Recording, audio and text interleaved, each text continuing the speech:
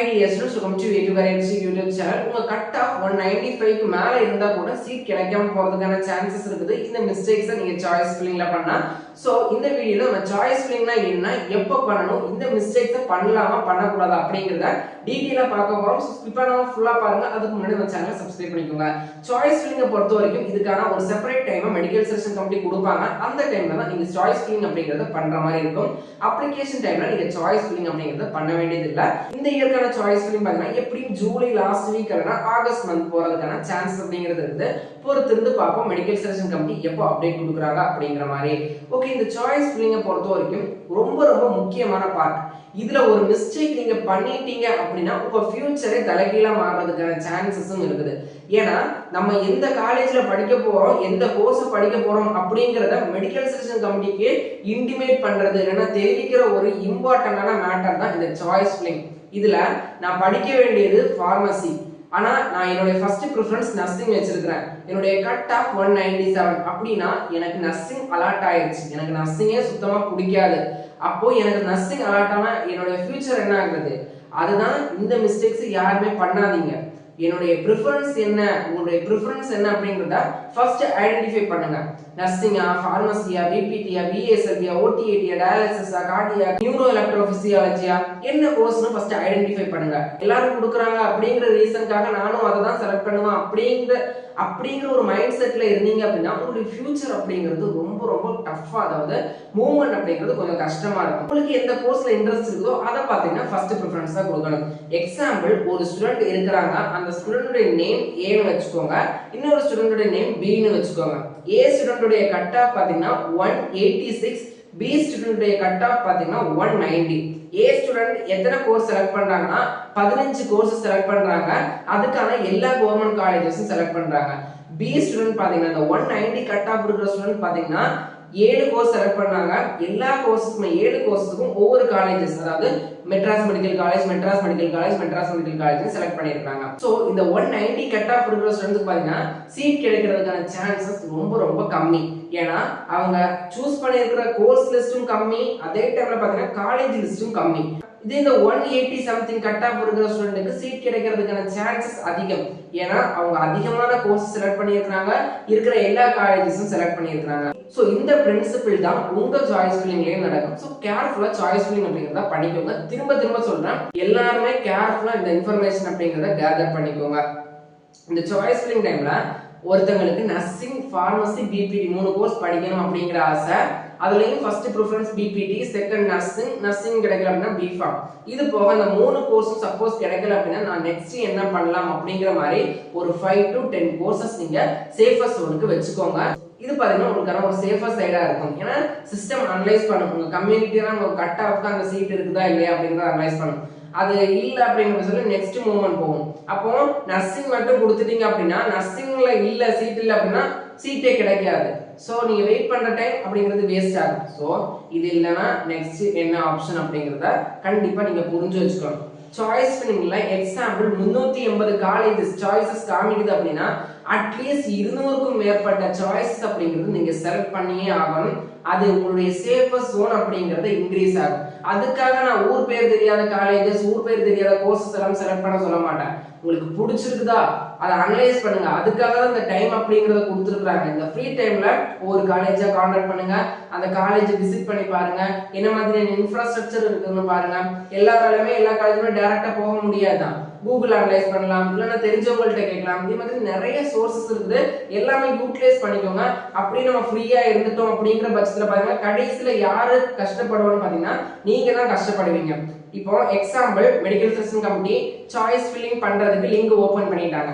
உங்கள்ட்ட choice list இல்ல அப்படிங்கிற பட்சத்துல ஒரு ஸ்டூடெண்டா இருந்தா, நான் கரெக்டா அந்த மென்டாலிட்டியை சொல்றேன், ஃபர்ஸ்ட் நர்சிங் சூஸ் பண்ணுவாங்க, ஃபார்மசி, பிபிடி, பிஓடி இந்த 4 கோர்ஸை சூஸ் பண்ணிட்டு என்ன காலேஜஸ் கொடுக்கணும்னு தெரியாது. இ-சேவை, அதாவது நெட் சென்டர்ல ஒருத்தங்க சொல்றாங்க இந்த காலேஜஸ் நல்லா இருக்கும் அப்படின்னு, சரி அதையே செலக்ட் பண்ணிக்கோங்க அப்படின்னு கொடுத்துருவாங்க. லாஸ்ட் சீட் அலாட் ஆகுது, ஆகல. அலாட் ஆகுற பட்சத்துல அந்த காலேஜ் உங்களுக்கு பிடிக்காது, அந்த கோர்ஸ் பிடிக்காது. சோ என்ன பண்ணுவீங்க? அதனாலதான் இப்பவே நீங்க என்ன பண்ணணும்னா ப்ராப்பரா சாய்ஸ் லிஸ்ட் அப்படிங்கறத ஒரு நோட் போட்டு என்னுடைய ஃபர்ஸ்ட் ப்ரிஃபரன்ஸ் என்ன, நர்சிங். இந்த நர்சிங்க்கு 6 காலேஜ் செலக்ட் பண்றேன், கவர்மெண்ட் தான். பிரைவேட்னா ஒரு 50ல இருந்து 100 காலேஜுக்கு மேல நீங்க செலக்ட் பண்ணாலும் எந்த தப்பும் இல்லை, எந்த லிமிட்டேஜும் இல்லை. அதை புரிஞ்சுக்கோங்க. நீங்க 250 rupees ரெஜிஸ்ட்ரேஷன் சார்ஜ் பே பண்றீங்க கவுன்சிலிங்னா எந்த ரெஸ்ட்ரிக்ஷனும் இல்லை. நீங்க எத்தனை கோர்ஸ் எத்தனை காலேஜஸ் வேணாலும் சூஸ் பண்ணிக்கலாம். ஏன்னா அந்த 21 டிகிரி கோர்சஸ் சேர்த்து நீங்க 500 rupees பே பண்ணிருக்கீங்க. சோ அந்த 21 டிகிரி கோர்ஸ் கொடுத்து அதுக்கு என்னெல்லாம் காலேஜஸ் காமிக்குதோ எல்லாத்தையும் நீங்க செலக்ட் பண்ணலாம். எந்த தப்பும் இல்லை, யாரும் எதுவும் கேட்க மாட்டாங்க. முடிஞ்ச அளவுக்கு அதிகமான சாய்ஸஸ் கொடுக்கறது பாத்தீங்கன்னா உங்களுடைய சேஃபஸ்ட் சைடு அப்படிங்கறத இன்க்ரீஸ் பண்ணும். சாய்ஸ் லிஸ்டுடைய எண்ணிக்கை கம்மியாக உங்களுடைய சேஃபஸ்ட் ஜோனும் பாத்தீங்கன்னா கம்மியாகும். சோ நீங்க சாய்ஸ் ஃபில்லிங் பண்ணும்போது அவேரா இருங்க. ஃபர்ஸ்ட் நம்ம எப்படி சாய்ஸ் ஃபில்லிங் பண்றோம், என்ன கோர்ஸ் கொடுக்குறோம், என்ன காலேஜ் கொடுக்குறோம் அப்படிங்கறத தெளிவா புரிஞ்சுக்கோங்க. நம்ம ஃபியூச்சர் என்ன அப்படிங்கிற ஒரு டார்கெட்டை ஃபிக்ஸ் பண்ணிட்டு சாய்ஸ் லிஸ்ட் அப்படிங்கறத இன்னையில இருந்து நாளைக்கு மார்னிங்ல இருந்து நீங்க ரெடி பண்ண ஆரம்பிச்சிருங்க. ஈஸியா சாய்ஸ் லிஸ்ட், உண்மையான சாய்ஸ் லிஸ்ட் ஈஸியா ரெடி பண்ண முடியாது. சோ எல்லாரும் அவேரா இருங்க. சாய்ஸ் லிஸ்ட் அப்படிங்கிறது ரொம்ப ஒரு டஃப்பான ஒரு ஸ்டேஜ். நம்ம ஃபியூச்சரை டிசைட் பண்ற பேசிக் திங் தான் அந்த சாய்ஸ் ஃபில்லிங். என்ன காலேஜ், என்ன கோர்ஸ், எந்த ரேஞ்சில் அதை கொடுக்கணும், எத்தனாவது இடத்துல கொடுக்கணும் அப்படிங்கிற மாதிரி இந்த சாய்ஸ் லிஸ்ட் தான் கொஞ்சம் டஃபஸ்டான பிளேஸ். ஸோ இதில் எல்லாருமே அவேரா இருங்க. சாய்ஸ் லிஸ்ட் அப்படிங்கிறது ரொம்ப கவனமாக கொடுங்க. அதிகமான சாய்ஸஸ் கொடுங்க, அதிகமான கோர்சஸ், அதிகமான காலேஜஸ் செலக்ட் பண்ணுங்க. கொடுக்குற காலேஜஸ் என்ன காலேஜ், எப்படிப்பட்ட காலேஜ், என்ன கோர்ஸ் அப்படிங்கறத தெரிஞ்சுக்கிட்டு கொடுங்க. இப்போதான் சாட் ஜிபிடி, கிளவுட் ஏஐ அப்படிங்கிற மாதிரி நிறைய சோர்சஸ் இருக்குது. அனலைஸ் பண்ணுங்க. பெஸ்டான சாய்ஸ் லிஸ்ட் அப்படிங்கறத ரெடி பண்ணிக்கோங்க. சாய்ஸ் ஃபில்லிங் டெமோ வீடியோ எப்படி பண்ணணும் அப்படிங்கறதையும், சாய்ஸ் லிஸ்ட் எப்படி கிரியேட் பண்ணணும் அப்படிங்கறதுமே கூடிய சீக்கிரம் சேனல்ல அப்டேட் பண்ணிடுறேன். ஸோ நீங்க பண்ண வேண்டியது பாத்தீங்கன்னா ரொம்ப அவேரா இருங்க. எல்லாத்துலயுமே பாத்தீங்கன்னா நம்ம எந்த இன்ஃபர்மேஷனும் கேதர் பண்ணிக்காம கவுன்சிலிங் வந்து அப்ளை பண்ணணும். அதுக்கப்புறம் ரேங்க் லிஸ்ட் வந்தா ரேங்க் பார்க்கணும். சாய்ஸ் ஃபில்லிங் பண்ணா ஏதோ ஒரு காலேஜ் செலக்ட் பண்ணி விடணும். ரிசல்ட் வந்துச்சா கடைசியில தான் பாத்தீங்கன்னா உங்களுக்கு என்ன வரும், சுறுசுறுப்பு வரும். எப்படி நமக்கு பிடிக்காத காலேஜ் கிடைச்சிருச்சு, எந்த எஃபர்ட்டும் போடாம இருந்த ரிசல்ட்டும் அதுக்கு ஏற்றது மாதிரி தான் இருக்கும். ஸோ எஃபர்ட் அப்படிங்கிறத உங்க சைட்ல இருந்தும் கொடுங்க. ஏன்னா நம்ம ஃபியூச்சர் நம்ம தேர்ந்தெடுக்க போறோம். ஸோ தெரிஞ்சவங்கள்ட்ட ஐடியா கேளுங்க. ஐ மீன் இந்த சக்சஸ் ஆகாதவங்க கிட்ட ஐடியா கேட்காதுங்க. எக்ஸாம்பிள், இந்த நர்சிங் படிச்சுட்டு பிரைவேட் ஹாஸ்பிட்டல்ல 5000 சேலரிக்கு போறாங்க அப்படிங்கிறவங்கள்ட்ட நீங்க என்ன கேட்கக்கூடாது, சஜஷன் கேட்கக்கூடாது. அதே நர்சிங் படிச்சுட்டு நாசர் கிளியர் பண்ணவங்கள்ட்ட நீங்க சஜஷன் கேளுங்க. அந்த நர்சிங் கோர்ஸை பத்தி குட்டாவும் உங்களுக்கு மோட்டிவாவும் சொல்லுவாங்க. இதே பிஎம்எல்டி படிச்சுட்டு பக்கத்துல இருக்கிற லேப்ல போய் 7000ல இருந்து 10,000க்கு சேலரி வாங்கவங்கிட்ட ஐடியா கேட்காதீங்க. இதுவே ஒரு சொந்த லெபரட்டரி போட்டிருக்கிறவங்க, இல்லைன்னா ஒரு மல்டி ஸ்பெஷலிஸ்ட் ஹாஸ்பிட்டல்ல மாசம் 30,000ல இருந்து 50,000க்கு மேல சேலரி வாங்கவங்க கிட்ட பாத்தீங்கன்னா நீங்க அதுக்கான ஐடியா கேளுங்க. இது எல்லா கோர்சஸ்க்கும் சூட் ஆகும். சோ எந்த ஒரு ஃபீல்ட்ல சக்சஸ் ஆனாங்களோ அவங்க கிட்ட உங்களுக்கான சஜஷன் அப்படிங்கறத கேளுங்க. அந்த ஃபீல்ட்ல சக்சஸ் ஆகாதவங்க கிட்ட போய் நீங்க சஜஷன் கேட்டீங்க அப்படின்னா அவங்க மேல இருக்கிற ஃபால்ட், தென் அவங்க என்ன மிஸ்டேக் பண்ணாங்க அப்படிங்கறத சொல்ல மாட்டாங்க. ஒரே என்ன சொல்லுவாங்கன்னா, பிஎம்எல்டி ஐயோ அந்த கோர்ஸே வேஸ்ட், அதை எடுத்து படிச்சா கரியர் ஃபால்ட். நர்சிங் இந்த காலத்துல யார் படிப்பா, அதோட காம்படிஷன் உனக்கு தெரியுமா, இதெல்லாம் யார் படிப்பாங்க அப்படிங்கிற மாதிரி அதுல ஒரு டிஸ்கரேஜ்.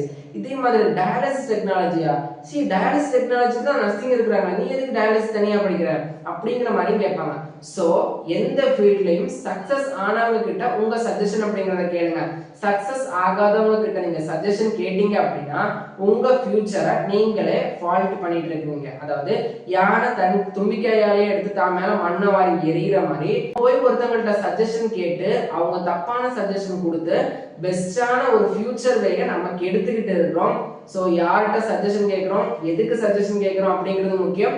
அதே மாதிரி எப்படி சாய்ஸ் ஃபில்லிங் பண்றோம், என்னுடைய ஃபியூச்சருக்கான சாய்ஸ் ஃபில்லிங் தான் நான் கொடுக்குறேன்னா இல்லையா அப்படிங்கறத யோசிச்சு ப்ராப்பர் வேல சாய்ஸ் ஃபில்லிங் அப்படிங்கறத பண்ணுங்க. பெஸ்டான ரிசல்ட் அப்படிங்கிறது உங்களுக்கு கிடைக்கும். எஃபர்ட் அப்படிங்கறத இப்ப இதுல இருந்தே போட ஆரம்பிச்சிருங்க.